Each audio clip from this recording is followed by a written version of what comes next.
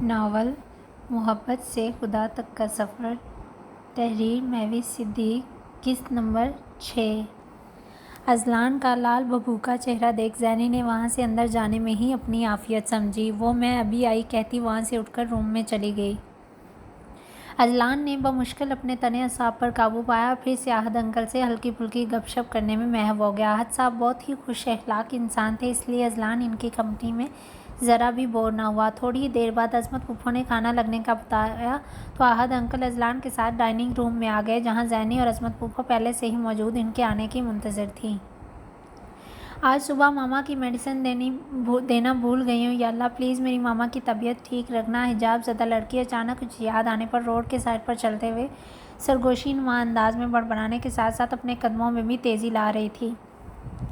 यहाँ पर तो कोई सिग्नल भी नहीं है, मुझे ऐसे ही रोड क्रॉस करना पड़ेगा। इसने झुका सर उठाकर एक नज़र अतराफ में देखा, मगर यहाँ किसी सिग्नल को मौजूद ना पाकर वो रोड के बिल्कुल सामने ही खड़ी हो गई। तभी एक बाइक सवार इसके बिल्कुल पास से गुजरा। इसकी स्पीड से डरते वो एकदम पीछे हो गई। इसके हाथ डर के मारे अब बाकायदा कपकपाहट का शिकार लग रहे थे। ये सिर्फ वही जानती थी कि इसका वजूद डर के मारे हौले हौले लर्ज रहा है।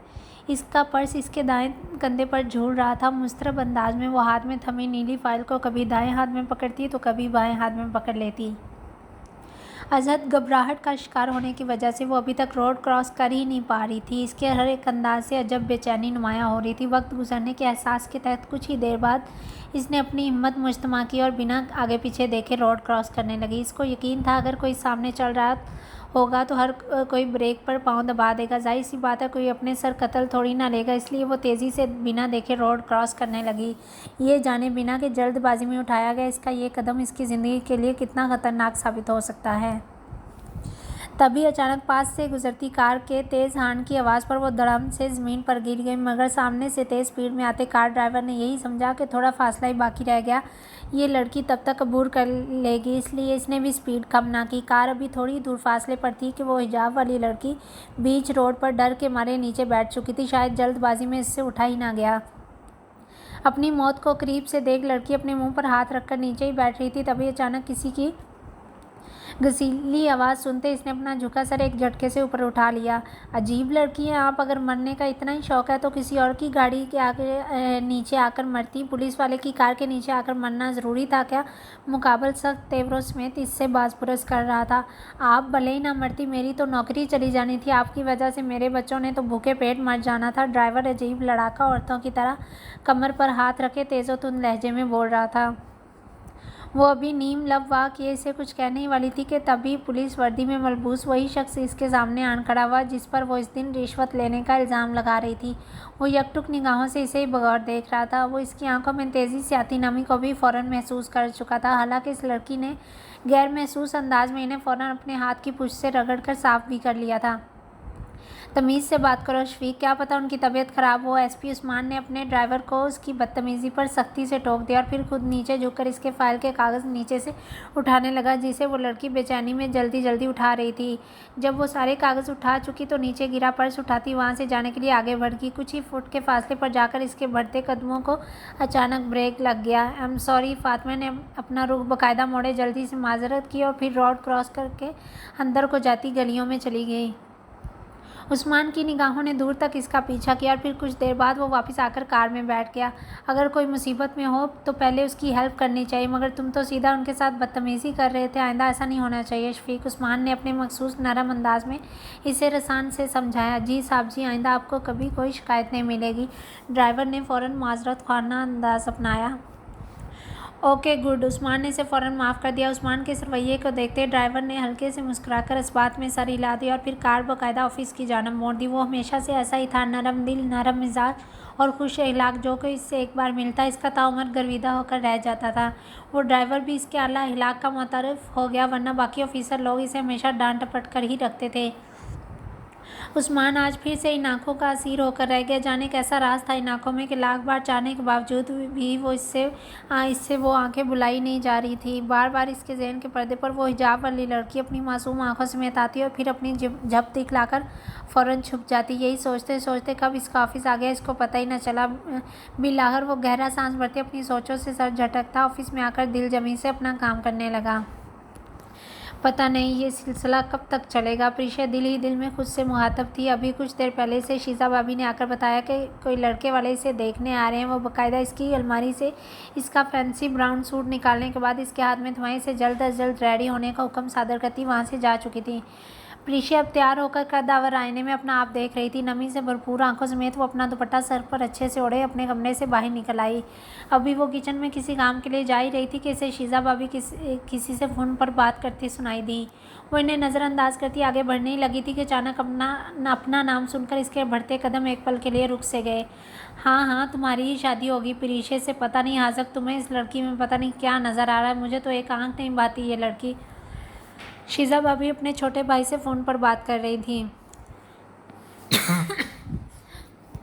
मुकाबल आगे से पता नहीं इन्हें क्या जवाब पेश कर रहा था। इसे सिर्फ शीजा भाभी की आवाज़ सुनाई दे रही थी। इन्हें 3 रिश्ते वाले देखकर जा चुके इसे, मगर हर कोई इस वीडियो की वजह से मना कर देता। अब तो जामन भी परेशान होकर रह गए हैं।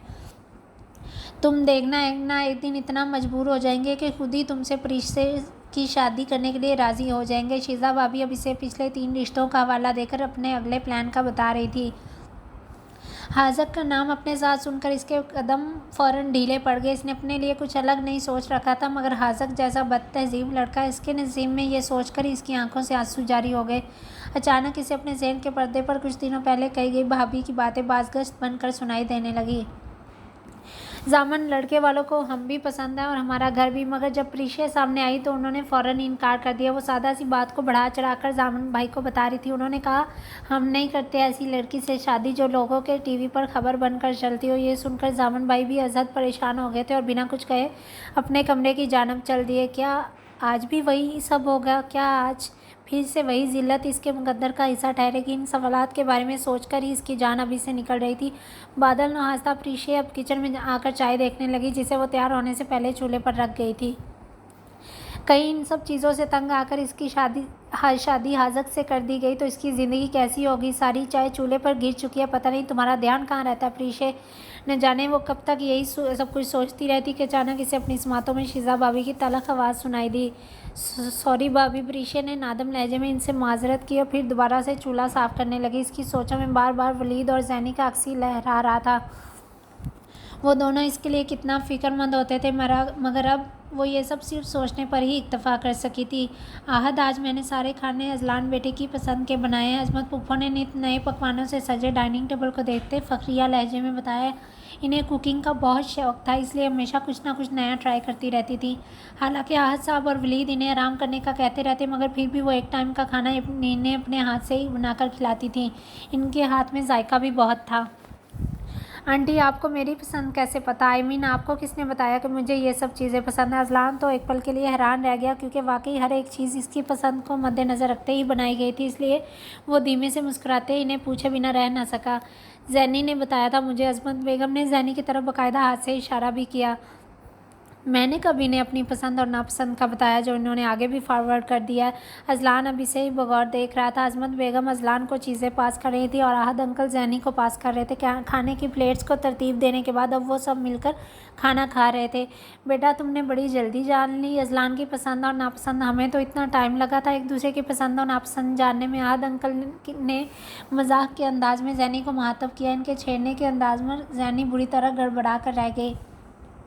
अंकल, वो मैंने इनका एक इंटरव्यू देखा था, वहाँ से ही पता चला था। जैनी ने अपनी घबराहट पर काबू पाते फ़ौरन हकीकत बतला दी। अजलान ने इसे एक पल के लिए देखा, फिर सर झुकाए खाना खाने लग गया। अजलान बेटा, आप तो सही से खा ही नहीं रही, ये भी ट्राई करके देखिए ना। अजमत फूफो अब दूसरी डिशेस भी अजलान के आगे टेबल पर रख रही थी। एक्चुअली आंटी, मैं डाइट का बहुत ख्याल रखता हूँ, मगर आपने खाना इतना मज़े का बनाया था, इसलिए मैंने मामूल से कुछ ज़्यादा ही खा लिया है। अजमत फूफो की बात पर अजलान ने कुछ दिल मुस्कुराहट चेहरे पर सजाए। इनके खाने की तारीफ़ भी की और बाकायदा अपने पेट फुल होने का भी बताया। जवाबन वो थैंक यू सो मच बेटा कहकर शाइस्तगी से मुस्कुरा दी। खाने की थोड़ी देर बाद अजलान और जैनी अलविदाई मुसाफा करते वहाँ से निकलने लगे तो उन्होंने इन दोनों को 2 खूबसूरत रैप किए हुए गिफ्ट पकड़ाए, जिसे वो थाम नहीं रहे थे, मगर इनके बेहद असरार पर अजलान ने पकड़ लिए और फिर वो दोनों इनसे मिलकर घर से बाहर आ गए। जैनब इसके एक कदम पीछे पीछे चल रही थी और फिर वो लोग कार में बैठकर होटल के वापसी के रास्ते की तरफ चल दिए। हर तरफ गुप अंधेरा ही अंधेरा था, मगर स्ट्रीट लाइट्स की रोशनी और आसपास बिल्डिंग में लगी चमकदार लाइट्स इस अंधेरे में आसमान पर चमकते सितारों की मांद खूबसूरत नज़ारा पेश कर रही थी। कार में बैठे दोनों नफूस किसी अजनबी की तरह आपस में बात करने से कतरा रहे थे। एक नज़रअंदाज कर रहा था और दूसरा नज़रअंदाज होने से डर रहा था।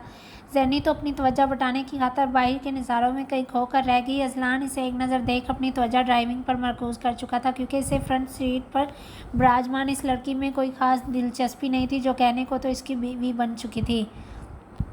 शमसा मेरी जान, क्या हुआ है? सोनिया बेगम आज़ाद फिक्र में लहजे में गोया थी शमसा के कमरे में कदम रख चुकी थी। वो कल से अपने कमरे में बंद थी, कुछ खा पी भी नहीं रही थी। इसको बिस्तर में लिपटे देख सोनिया बेगम को तशवीश लाक हो गई। जब वो यहाँ आई थी कमरे की सारी लाइट्स तक ऑफ थी। शमसा की गुनूदगी से भरी आवाज़ सुनाई दी। इससे कुछ भी सही से बोला नहीं जा रहा था। इसकी पेशानी पर हाथ रखने से इन्हें पता चला कि वो तो इस वक्त तेज़ बुखार में फनक रहे। इसके रुखसार इस वक्त किसी भट्टी की मान तप रहे थे। तुम्हें तो इतना तेज़ बुखार हो रहा है शमसा, मैं अभी डॉक्टर को फ़ोन करती हूँ। सोनिया बेगम ने इसको फिर से गुनूदगी में जाते हुए देखा तो बुरी तरह चौंक गई और फिर हड़बड़ाते हुए जल्दी से डॉक्टर का नंबर डायल करने लगी। क्या हुआ शमसा को ये ऐसे क्यों लेटी हुई है? अख्तर साहब सोनिया बेगम का शोर सुनकर फ़ौरन शमसा के कमरे में आए, क्योंकि अभी अभी सोनिया बेगम ने जरीना को ऊंची आवाज़ में पट्टियाँ और ठंडा पानी लाने का कहा था। बहुत तेज़ बुखार हो रहा है इसे। शमसा के सराहने बैठी सोनिया बेगम ने परेशान लहजे में इसकी तबीयत के बारे में आगाह किया। मैं डॉक्टर को फ़ोन करता हूँ। अख्तर साहब फ़ौरन पॉकेट से अपना मोबाइल निकालने लगे, मगर सोनिया बेगम की अगली बात पर रुक गए। मैंने फ़ोन कर दिया है, डॉक्टर ने कहा वो अभी 10 मिनट तक पहुँच जाएंगे। डॉक्टर ने तब तक ठंडे पानी की पट्टियाँ करने का कहा है। सोनिया बेगम ने डॉक्टर से फ़ोन पर की गई गुफ्तगू अख्तर साहब के गोश गुजार कर दी। अख्तर साहब परेशान अंदाज समेत कमरे में इधर से उधर टहल रहे थे। अभी इन्हें कुछ ही देर गुजरी थी कि जरीना डॉक्टर को रूम में ले आई। डॉक्टर ने शमसा का मुकम्मल चेकअप किया और फिर मेडिसिन लिख कर देने लगे। ये किसी चीज़ से बहुत ज़्यादा डरी हुई लग रही है। डॉक्टर ने जो परेशान कुन बात शमसा के बारे में बताई थी, इससे इन दोनों का मुंह हैरत के मारे खुला का खुला रह गया। और खाना सही से ना खाने की वजह से इनका बीपी खतरनाक हद तक लो है। खाने की बात पर अख्तर साहब ने सोनिया बेगम को गुस्सीली निगाहों से देखा, जिस पर वो शर्मिंदगी के मारे अपना सर थोड़ा नीचे झुका गई।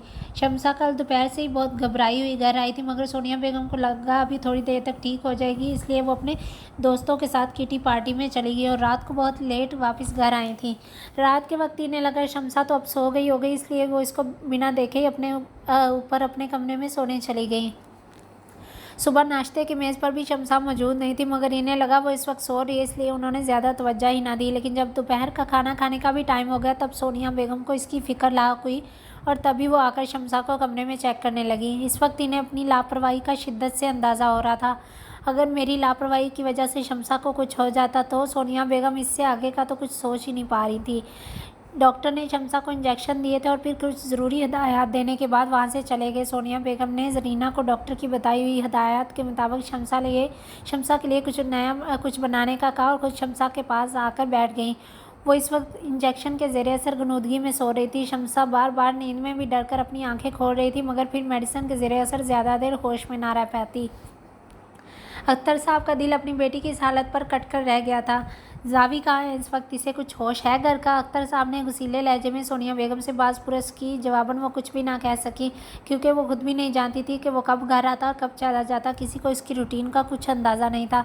इतनी बार तो अब वो खुद भी इससे गुस्सा हो चुकी थी, मगर उस पर किसी बात का कोई असर नहीं होता था। वो किसी की बात पर भी कान धरना ज़रूरी ही नहीं समझता था। अख्तर साहब इनको खामोश देखकर गुस्से से बाहर चले गए। कमरे से बाहर आते ही उन्होंने जावी का नंबर डायल किया, मगर इसका नंबर बदस्तूर ऑफ था। पता नहीं किन चक्रों में पड़ा हुआ, इसकी खबर अब खुद ही लेनी पड़ेगी मुझे। अख्तर साहब गुस्से से बड़बड़ाते हुए निचले फ्लोर की जानब चल दिए। अजलान कमरे में जैनी को मौजूद ना पाकर टेरेस की तरफ अपने कदम बढ़ा गया। इस वक्त जैनी अपने शानों के गिर्द शाल लपेटे अपने मखसूस अंदाज में खुले बालों समेत उदास और मगमूम सी दीवार के साथ जुड़कर खड़ी हुई थी। इसके कमर तक आते लंबे सिल्की बार बार तेज़ हवा के ज़ोर से उड़कर पीछे की तरफ लड़ियां बना रहे थे। एक पल के लिए अजलान इस मंजर से मबहूत होकर इससे थोड़ी दूर फासले पर रुक गया। जैनी की लंबी जुल्फ़ें उड़कर अजलान के चेहरे पर आकर तवाफ़ के अंदाज से बार बार लिपट रही थी। अजलान ने बमुश्किल खुद को इग्नोर करने का इशारा करते इसे बेख्तियार धीमी आवाज़ में मुखातब किया। बात सुने।